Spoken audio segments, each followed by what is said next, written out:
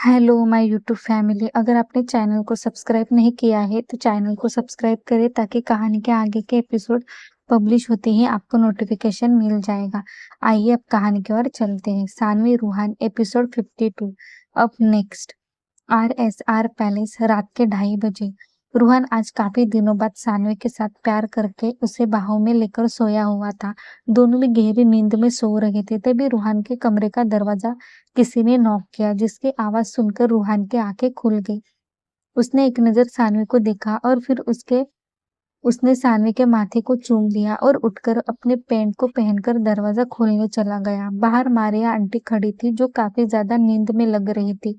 उन्हें इसे देख रूहान एकदम से सीरियस हो गया। मारिया आंटी ने उसे देखकर अपना सर झुकाते हुए कहा, किंग बॉस, माफ कर दीजिए, आपको इतनी रात को तकलीफ दे रहे हैं। वो नीचे नोआ बिटिया आई हुई है, बहुत रो रही है। मारिया आंटी की बात सुनकर रूहान की आंखें एकदम से छोटी हो गई और उसने मारिया आंटी से कहा, आप जाकर सो जाइए आंटी, मैं देखता हूँ। कहकर वो कमरे के अंदर चला गया और टी शर्ट को पहनकर नीचे आ गया तो देखा नोआ मुस्मुसाते हुए रो रही थी। उसे इसे देखकर रूहान के माथे पर त्वरिया चढ़ गई और वो सोफे पर बैठते हुए नोआ से बोला, क्या हुआ नोआ, तुम रो क्यों रही हो? सब कुछ ठीक तो है ना? जैसे नोआ के कान में रूहान की आवाज पड़ी, उसने जोर जोर से रोते हुए कहा, किंग बॉस, अब आप ही मेरे लिए कुछ कर सकते हैं, प्लीज मेरी हेल्प करिए। नोआ के ऐसी बात सुनकर रूहान ने गहरी सांस लेते हुए कहा, पहले तो तुम मुझे किंग बॉस कहना बंद करो, और दूसरी बात बात क्या है वो ठीक से बताओ। रूहान समझ गया था कुछ तो जरूर बड़ी बात होगी, क्योंकि नोआ कभी भी उसके पास हेल्प मांगने के लिए आई नहीं थी और ना ही कभी उसने वीरेन से हेल्प मांगी थी। कबीर हमेशा उसे संभाल कर रखता था, लेकिन आज अचानक उसका कबीर के पास ना जाकर उसके पास आई थी। नोआ ने अपना चेहरा साफ किया और अपने नाक को ऊपर खींचते हुए बोली, आज आज मेरा किडनैप हो गया था। उसकी बात सुनकर रूहान की आंखें एकदम से गहरी हो गई और वह अपने दांत पीसते हुए बोला, व्हाट? और तुम ये सब कुछ इतने आराम से कह रही हो? तुम्हें कुछ हुआ तो नहीं ना? तुम ठीक तो हो ना? नोवा ने अपना सर ना में हिलाते हुए कहा, सब कुछ ठीक है, मुझे कुछ नहीं हुआ है। लेकिन मेरा किडनैप कबीर के पापा ने किया था। वह चाहते हैं कि मैं कबीर को छोड़कर इस शहर से दूर चली जाऊं, और ना ही वो मुझे कबीर से मिलने दे रहे हैं। इसलिए मैंने उनसे सिर्फ रिक्वेस्ट की थी कि मुझे सानू भाभी, ज्योति और समूह से मिलना है। पर मैं सच कह रही हूँ, मैं कबीर से बहुत ज्यादा प्यार करती हूँ। मैं उसके बिना मर जाऊंगी, प्लीज मेरी हेल्प करो भाई। कहकर उसने सारी बातें डिटेल्स में बताई। रूहान ने अपना सर हिलाया और कहा, तुम पहले रोना बंद करो और मेरी बात बात ध्यान से सुनो। कल सुबह जब मिस्टर मार्टिन तुम्हें मिलने आएंगे या फिर तुम्हें लेने के लिए किसी आदमी को भेजेंगे, इससे पहले ही तुम मिस्टर मार्टिन को कॉल करके बताओ कि तुम्हें उनके पैसों की कोई जरूरत नहीं है। तुम खुद इस शहर को छोड़कर चली जा रही हो। इनफैक्ट तुम मैसेज भेजो कि तुम जा चुकी हो। रूहान की बात सुनकर नोवा और रोते हुए बोले, प्लीज भाई, आप ऐसा मत कहिए, मैं उसके बिना नहीं जी सकती। क्यों कोई हमें समझने की कोशिश नहीं कर रहा है? रूहान ने चिढ़कर उसे देखा और अपने दांत पीसते हुए बोला, नोवा, पहले रोना बंद करो और तुम कुछ दिनों के लिए मेरे इटली में के बंगले में जाकर रहो। उसके ऐसे कहते ही नोवा ने अपना सर हाँ में हिला दिया, जिससे देख रूहान बोला, तुम आराम से जाओ, मैं कबीर से बात करूंगा। नोवा ने मुस्कुराते हुए देखा और थैंक यू कहकर वहां से जा रही थी कि रूहान ने उसे रोकते हुए कहा, अभी मत जाओ, सुबह तुम्हें कोई छोड़ देगा, अभी जाकर आराम कर लो। नोआ ने अपना सर हाँ में हिला दिया और वह कबीर के कमरे में चली गई। रूहान ने गहरी सांस ली और फिर अपने फोन लेने के लिए जेब में हाथ डाला, लेकिन उसे अपना फोन नहीं मिला। इसलिए उसने सर ना में हिलाते हुए कमरे की तरफ जाने के लिए सीढ़ी की तरफ जाने लगा।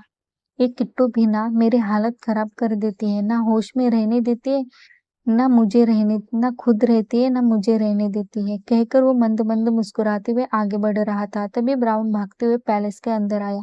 उसे ऐसे देख रूहान की आंखें छोटी हो गई। ब्राउन लगभग रोते हुए बोला, किंग बॉस, वीरेन सर का एक्सीडेंट हो गया है, बहुत ज्यादा क्रिटिकल कंडीशन में है। आपका फोन नहीं लग रहा है, इसलिए कबीर सर ने मुझे फोन किया था। ब्राउन की बात सुनकर रूहानी, जो सीढ़ियों की तरफ जा रहा था, उसके हाथ पैर एकदम से सुन्न हो गए। वो तेज कदमों के साथ ब्राउन के पास जाकर खड़ा हो गया और गुस्से से उसके कॉलर पकड़ते हुए बोला, ये क्या बकवास कर रहे हो तुम? ब्राउन ने अपना सर झुकाते हुए कहा, ये सच है किंग बॉस। रूहान ने उसके कॉलर छोड़ दी और जल्दी से सीढ़ियां चढ़ते हुए बोला, गाड़ी रेडी करो और हॉस्पिटल की सिक्योरिटी बढ़ा दो और पता लगाओ ये एक्सीडेंट था या फिर किसी का हाथ था इसमें। ब्राउन ने जल्दी से हाँ कहा और तेजी से बाहर चला गया। वहीं रूहान अपने धड़कते दिल को काबू में करते हुए कमरे में आया और फ्रेश होकर रेडी हो गया। फोन को जेब में रखकर उसने एक नजर सानवी को देखा और फिर उसके माथे को चूमकर एक चिट्ठी लिखकर वो कमरे से बाहर जाने से पहले कमरे को लॉक कर दिया और सारे सिक्योरिटी को देखकर वो वहां से बाहर बाहर पहले से ही उसके लिए गाड़ियां तैयार थी। वो जल्दी से गाड़ी में बैठ गया और उसके गाड़ी हवा से बातें करते हुए अस्पताल की तरफ चली गई। कुछ देर बाद हॉस्पिटल वीरेन को देखकर कबीर की हालत एकदम से खराब हो गई थी। उसे ऐसा महसूस हो रहा था जैसे उसके शरीर में जान ही ना बची हो। वो एकटक वीरेन को अपनी भरी हुई आंखों से देख रहा था। अचानक ही उसके आंखों से 2 बूंद आंसू गिरकर वीरेन के हाथ पर गिर गए। तभी कुछ वार्ड बॉय ने कबीर को आवाज लगाते हुए कहा, सर इमरजेंसी है। उनके इसे कहते ही कबीर एकदम से होश में आया और तुरंत वीरेन को ऑपरेशन थिएटर में ले जाया गया। इस वक्त हॉस्पिटल की सिक्योरिटी एक हद से ज्यादा बढ़ी हुई थी। ऊपर का फ्लोर पूरा वीरेन के लिए बुक कर लिया गया था। वैसे तो हॉस्पिटल रूहान का ही था, लेकिन उस वीआईपी एरिया में इस वीरेन के सिवा कोई और भी पेशेंट नहीं लिया गया था। रूहान तेजी से गार्ड्स के बीच से होते हुए हॉस्पिटल के अंदर आ रहा था। रात का वक्त होने के कारण किसी के कानों कान खबर नहीं थी। पेशेंट अपने अपने कमरे में आराम कर रहे थे और उनकी फैमिली भी इस वक्त सो रही थी। इसलिए किसी को भी पता नहीं था कि उस हॉस्पिटल में कितना बड़ा हंगामा मचा हुआ था। रोहन तेजी से वीआईपी रूम की तरफ चला गया। जब वो ऑपरेशन थिएटर के बाहर आकर खड़ा हो गया तो देखा बाहर कुछ सफाई कर्मचारी हाथ में बकेट लिए वहां पर फैला हुआ खून साफ कर रहे थे। रोहन ने बेचैनी से उन खून को देखा और वहीं पर चहलकदमी करने लगा। ब्राउन के मुंह से तो कुछ शब्द ही नहीं निकल रहे थे। उसे समझ नहीं आ रहा था कि वो रूहान को कैसे संभाले। कबीर वीरेंद्र रूहान चड्डी बड़ी यार थे। कबीर तो पढ़ाई के लिए यूरोप आ गया था, लेकिन वीरेंद्र रूहान के साथ हर वक्त हर पल रहता था। वीरेंद्र के फैमिली में जो कोई भी जिंदा नहीं था, उसे गिरीश जी और गिरिजा जी ने अपने बच्चों की तरह पाला था। जितना वो रूहान का दोस्त था, उससे कहीं ज्यादा वो रूहान का भाई था, जिसे रूहान ने हर एक नस से परिचय था। वीरेन के साथ इतना कुछ हो गया और रूहान को खबर तक नहीं लगी। इस बात से रूहान बहुत ज्यादा गुस्से में था। क्या फायदा इतनी बड़ी हस्ती होने का जब अपने ही लोगों की जान ना बचा सके। 2:30 से 3, 3 से 4, 4 से 5 बज गए। तब जाकर कहीं ऑपरेशन थिएटर की वो रेड लाइट बंद हो गई और कबीर अपने हाथों में पहने ग्लव्स निकालते हुए ऑपरेशन थिएटर के बाहर आ गए तो उसकी नजर बाहर खड़े रूहान। इस वक्त कबीर ने खुद को बिल्कुल भी नहीं संभाला और जाकर सीधा रूहान के गले में पड़कर रोने लगा। उसे ऐसे देख रूहान का दिल जोरों से धक धक करने लगा। पता नहीं अंदर क्या हुआ होगा। कबीर को इतना ज्यादा रोता हुआ देखकर रूहान ने उसके कोट को पीछे से कसकर पकड़ लिया और उसे अपने आप से दूर करते हुए गुस्से से झंझोरते हुए बोला, तू रो क्यों रहा है? और वीर वीर वीर को क्या हुआ? वो ठीक तो है ना? सब ठीक तो है ना?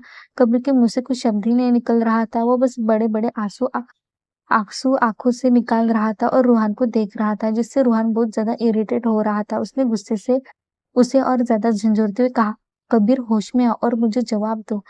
लेकिन कबीर इस वक्त कुछ भी कहने की हालत में नहीं था। तभी ऑपरेशन रूम में से कुछ डॉक्टर्स की टीम और नर्स बाहर आ गई और रूहान को देखकर अपना सर झुकाकर वहीं पर खड़े हो गए।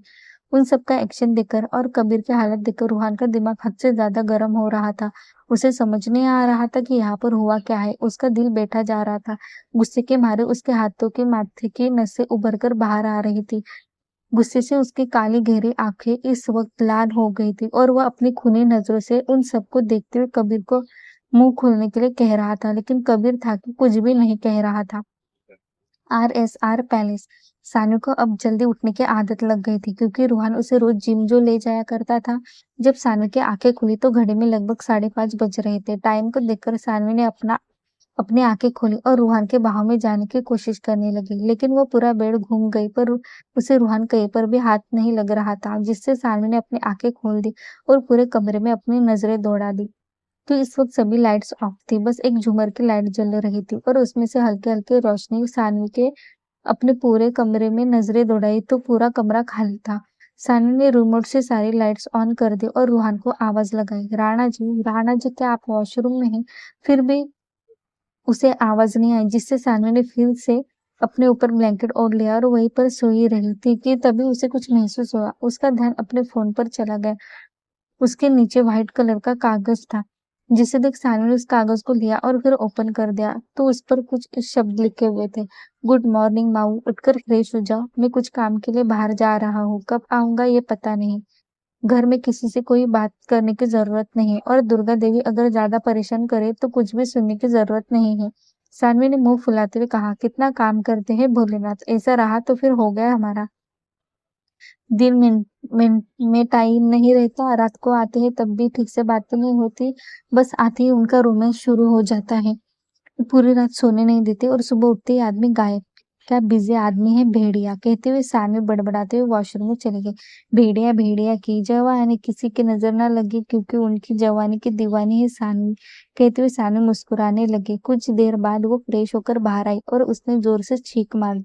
फिर वो कुछ और कदम चली थी कि उसे फिर से छींक आ गई। उसने नैपकिन से अपना नाक पोंछते हुए बड़बड़ाते हुए ही कमरे से बाहर कदम रखते हुए कहा, हे भोलेनाथ, सुबह सुबह क्या हो रहा है, कहते हुए फिर से चीख दी। अब चीखते चीखते सानवी परेशान हो गए थे। वैसे ही चीखते हुए वो नीचे आ गई। अभी तक डाइनिंग टेबल पर कोई मौजूद नहीं था। पूरे घर में आज सन्नाटा पसरा हुआ था, जिसे महसूस कर सानवी चीखते हुए किचन में चली गई, जहां पर मारिया आंटी सेब से नाश्ते की क्या बनाना है वो बता रही थी। तभी सानवी चीखते हुए वहां पहुंची। सानवी की हालत देख मारिया आंटी जल्दी से उसके नजदीक आते हुए बोली, डियर, तुम्हें क्या हो गया और ये नाक को इतनी लाल क्यों हो गई है? तुम ठीक तो हो ना? सानवी ने चीखते हुए कहा, आंटी देखिए ना, सुबह से हालत खराब हो रही है मेरे, प्लीज कुछ गरम गरम पिला दीजिए ना। सानवी की बात सुनकर मारिया आंटी उसे बाहर ले जाते हुए बोली, कुछ देर रुक जाओ बेटा, बस अभी तुम्हारे लिए गरम गरम सूप लेकर आती हूँ, तुम्हें अच्छा महसूस होगा। मारिया आंटी की बात सुनकर सानवी ने हाँ कहा। तभी वहां पर कियारा, कल्याणी बुआ, समीरा, ज्योति और दुर्गा देवी आ गई। उन्हें देखकर सानवी के चेहरे पर प्यारी सी मुस्कान आ गई और उसने सबको देखते हुए गुड मॉर्निंग विश किया। उसकी बात सुनकर कल्याणी बुआ ने सानवी को ताना मारते हुए कहा, देखो तो कितना खुश हो रही है, अपने पति को संभाला नहीं जाता, उसे कोई सुख नहीं दे पाती और उसी के घर में उड़ रही है। कल्याणी बुआ की बात सानवी ने आराम से इग्नोर किया और सुख का इंतजार करने लगी। तभी कल्याणी बुआ बोली, रूहान को मिलने रात को 2 बजे एक लड़की आई थी, तब से रूहान गायब है। मिलते हैं नेक्स्ट एपिसोड में। Thank you. क्या मचाएगी तूफान अफसानवी, जानने के लिए कहानी को सुनते रहे और चैनल को सब्सक्राइब करना ना भूले। मिलते हैं कल के भाग में, तब तक बाय बाय।